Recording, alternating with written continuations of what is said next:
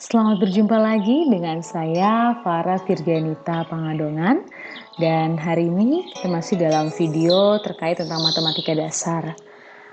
Ya, materinya adalah tautologi, kontingensi, dan kontradiksi. Sebelum kita masuk ke materi, jangan lupa jika kalian menyukai video ini, jangan lupa like dan jangan lupa juga share kepada teman-teman kalian jika kalian merasa bahwa materi dari video ini bisa kalian bagi kepada teman-teman kalian untuk menambah ilmu terkait tentang logika matematika. Dan jangan lupa tentunya subscribe channel YouTube saya. Oke, terima kasih. Kita masuk kepada materi.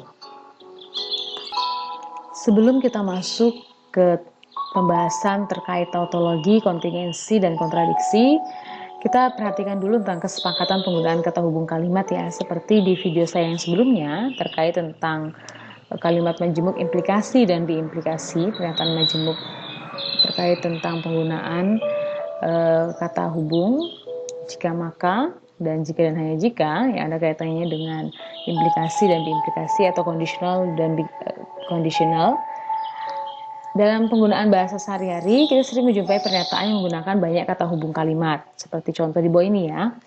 Saya akan berjalan kaki atau saya akan naik sepeda. Maka saya akan tidak terlambat mengikuti kuliah. Oke, perhatikan di sini ada kata atau, kemudian di sini ada kata maka.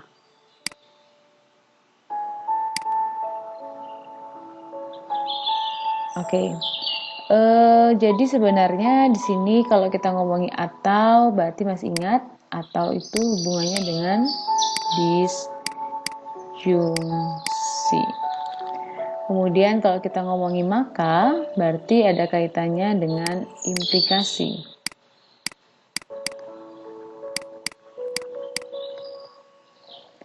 Nah, kalimat ini bisa ditafsirkan dengan berbagai maksud ya, dengan penafsiran tergantung pada orang yang menafsirkannya masing-masing. Sebagai contoh, jika saya berjalan kaki atau naik sepeda, ada tanda koma, perhatikan koma di sini. Jika saya berjalan kaki atau naik sepeda, saya akan tidak terlambat mengikuti kuliah. Jadi artinya jika si saya ini menggunakan sepeda atau dia mungkin berjalan kaki, dia tidak akan terlambat. Tapi ada tafsiran lain yang mengatakan saya berjalan kaki atau jika saya naik sepeda maka saya akan tidak terlambat mengikuti kuliah. Jadi dia berjalan kaki, tetapi jika dia menaiki sepeda dia tidak akan terlambat kuliah.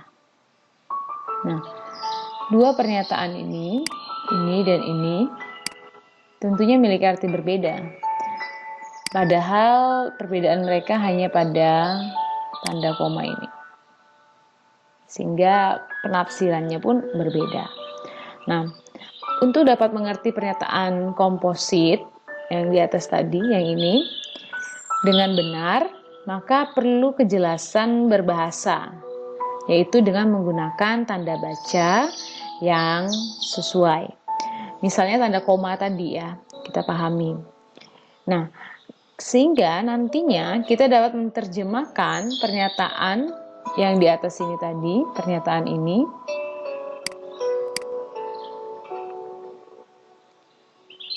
dengan benar. Karena kita menggunakan simbolik dengan benar. Dengan demikian, kita dapat menerjemahkan pernyataan di atas ke pernyataan simbolik nantinya dengan benar. Kalau kita benar menafsirkannya, maka kita dapat menentukan pernyataan tersebut ke dalam bentuk simbol. Nah, pernyataan simbolik yang kita gunakan itu tentunya perlu kejelasan sehingga nantinya tidak menimbulkan salah tafsir.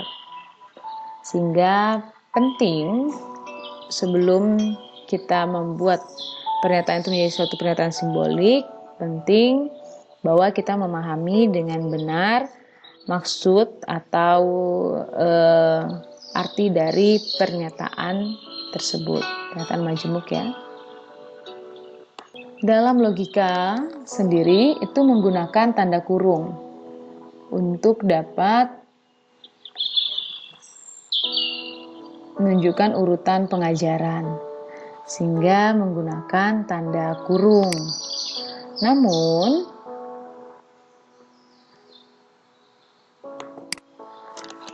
pernyataan yang banyak menggunakan kata hubung kalimat itu penggunaan tanda kurung dirasakan kurang efisien. Jadi seperti tadi ya, pernyataan yang banyak menggunakan kata hubung tadi ada atau, kemudian ada jika maka. Nah, itu dirasakan tidak efisien kalau menggunakan tanda kurung. Sehingga perlu disepakati penggunaan urutan pengerjaan dari ini. Negasi, konjungsi, disjungsi, conditional, and biconditional atau implikasi, biimplikasi. Perlu disepakati urutan dari penggunaan atau urutan pengerjaannya ya. Nah, urutannya adalah yang pertama itu negasi. Yang kedua konjungsi, disjungsi. Jadi boleh salah satu ini. Jadi kalau ada konjungsi, disjungsi ya mulai saja dari sebelah yang pertama apa. Konjungsi misalnya dari sebelah kiri ternyata konjungsi dulu, ya sudah kita konjungsi dulu. Jadi ini setara untuk konjungsi dan disjungsi. Yang ketiga conditional dan yang keempat biconditional. Oke, jadi negasi, konjungsi atau disjungsi, conditional atau implikasi ya tadi ya. Terus biconditional. Jadi kalau untuk konjungsi dan disjungsi setara. Oke, nah ini ada contoh soal. Negasi P, disjungsi Q, berarti ini karena tadi ingat negasi dulu, baru konjungsi atau disjungsi, baru implikasi, lalu biimplikasi. Nah, perhatikan di sini ini ada negasi, sehingga yang kita kerjakan adalah negasi terlebih dahulu.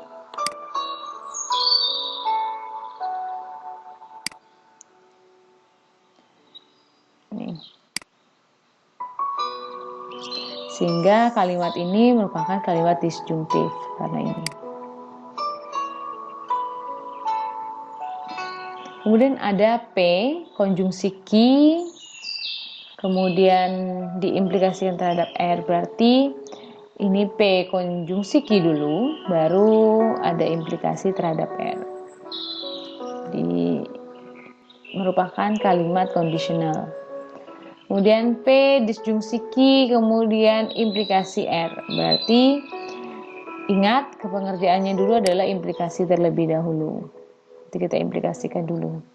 Sehingga ini di akhir dia merupakan kalimat biconditional.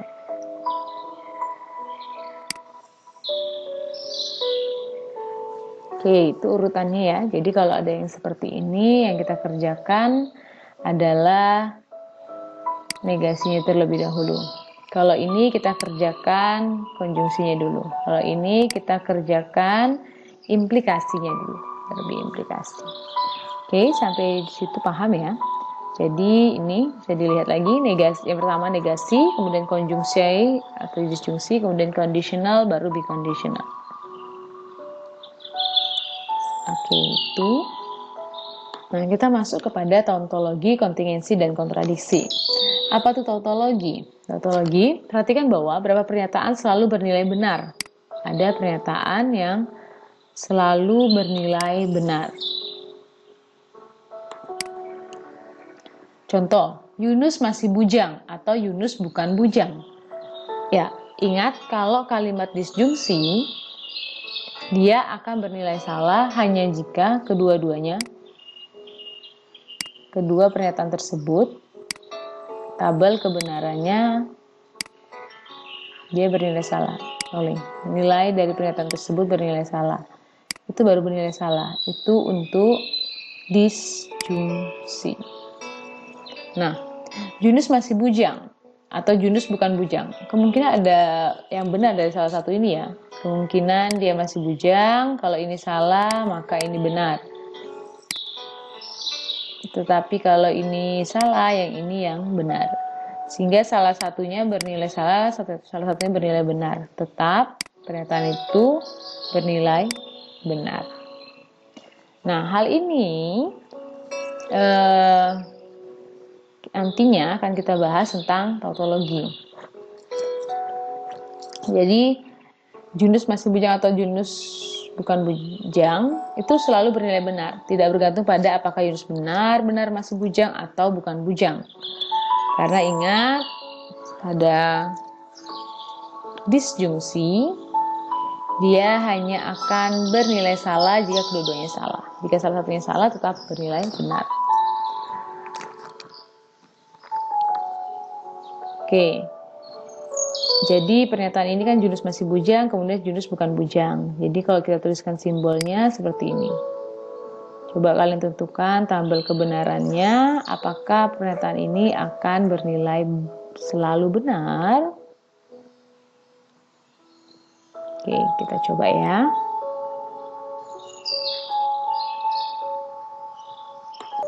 Nah, perhatikan ini ada pernyataan P, kemudian negasi P. Kalau pernyataan P itu bernilai benar, maka negasi P-nya bernilai salah.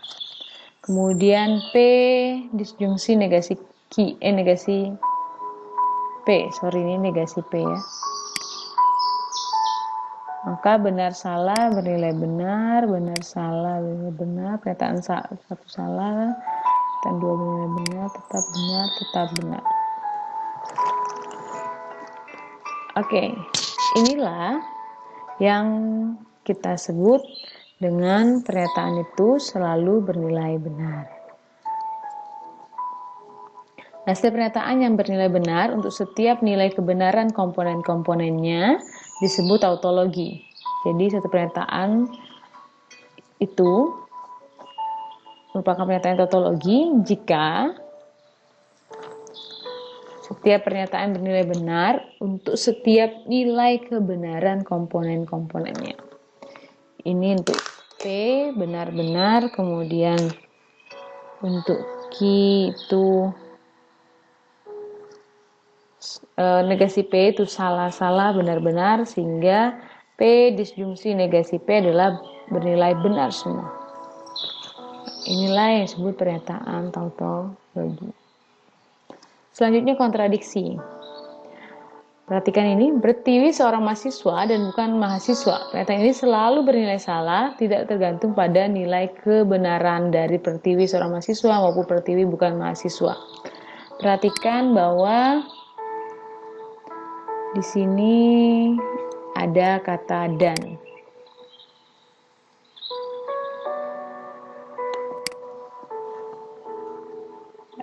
Mari kita perhatikan di sini dan, bukan atau. Jadi Pertiwi seorang mahasiswa dan bukan mahasiswa. Kalau yang tadi ada kata atau. Pernyataan ini selalu bernilai salah, tidak bergantung pada nilai kebenaran dari Pertiwi seorang mahasiswa maupun Pertiwi bukan mahasiswa. Ingat, jika salah satu dari pernyataan itu bernilai benar, maka pernyataan itu bernilai benar untuk disjungsi. Namun jika kedua-duanya salah, maka pernyataan itu akan bernilai salah. Nah, jika Pertiwi mahasiswa makan itu ada sebagai R dan negasi R, Pertiwi bukan mahasiswa. Nah, setiap pernyataan selalu bernilai salah untuk setiap nilai kebenaran dari komponen-komponen disebut dengan kontradiksi. Karena kontradiksi selalu bernilai salah, maka kontradiksi merupakan ingkaran dari tautologi dan sebaliknya. Kemudian kontingensi. Setiap pernyataan yang bukan tautologi atau kontradiksi dinamakan kontingensi. Jadi kalau dia tidak salah semua atau tidak benar semua, pernyataan tersebut maka pernyataan itu disebut dengan pernyataan kontingensi. Nah, di sini ada soal, yaitu buatlah tabel kebenaran untuk ketiga pernyataan berikut. Nah, saya akan bantu untuk soal yang pertama. Nih. P disjungsi negasi dari P konjungsi Q. Oke, perhatikan yang mana dua yang akan kita kerjakan. Tentunya menentukan nilai P dulu.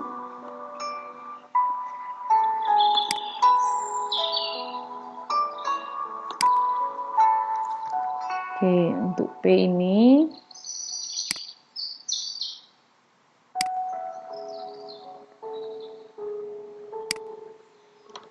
benar, benar, salah, salah. Kemudian untuk Q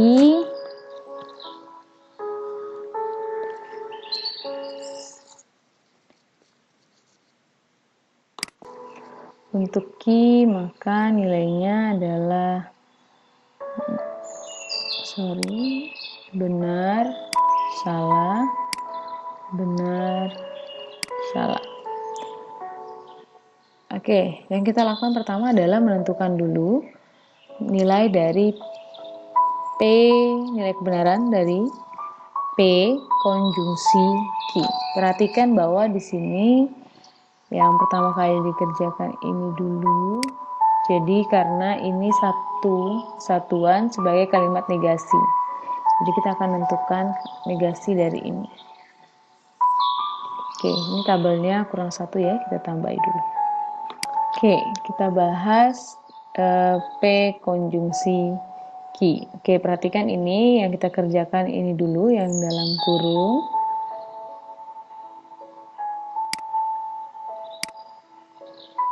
Karena hubungan dengan negasi, ingat urutannya adalah negasi, konjungsi atau disjungsi, lalu implikasi dan biimplikasi. Ya, kita tentukan dulu P konjungsi Q. Ingat konjungsi, benar atau benar maka akan bernilai benar dan benar, benar dan salah bernilai salah, salah benar bernilai salah, salah salah bernilai salah.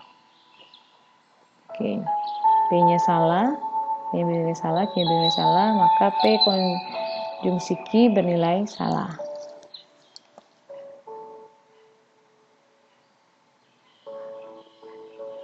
Oke, kemudian selanjutnya kita menentukan untuk negasi dari ini.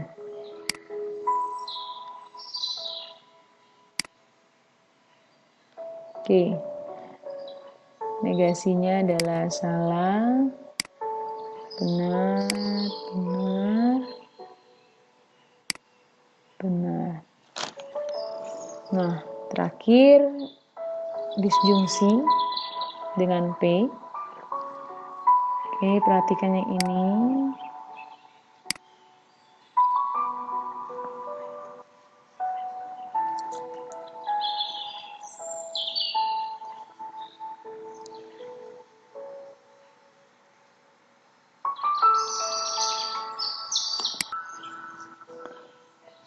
Oke, kita tentukan dulu.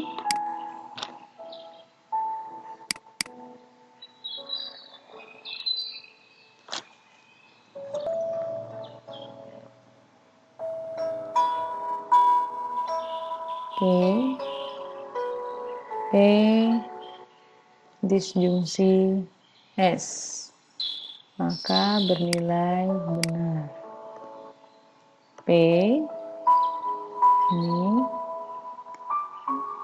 disjungsi Q. P disjungsi P konjungsi Q ini ya. Jadi perhatikan ini benar-benar bernilai benar. Kemudian salah benar akan bernilai tetap benar, salah benar tetap bernilai benar. Sehingga dapat diperoleh bahwa ini seluruhnya pernyataan ini itu benar, dan kita sudah bahas hubungannya dengan tautologi.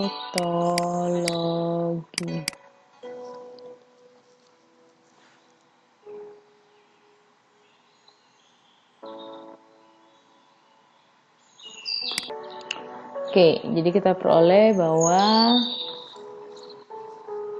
pernyataan simbolik ini bernilai benar, selalu bernilai benar untuk setiap variabel, sehingga dia dikatakan tautologi. Ini ya. Setiap pernyataan bernilai benar, untuk setiap nilai kebenaran komponen-komponennya disebut tautologi. Kontradiksi tadi, setiap pernyataan yang selalu bernilai salah, untuk setiap nilai kebenaran dari komponen-komponennya disebut dengan kontradiksi. Tadi kontingensi, dia bukan tautologi atau dia bukan kontradiksi, dia dinamakan kontingen atau kontingensi. Oke, 3 soal ini silakan dapat dikerjakan di rumah masing-masing sebagai bahan latihan. Oke, ini contoh tabel kebenarannya.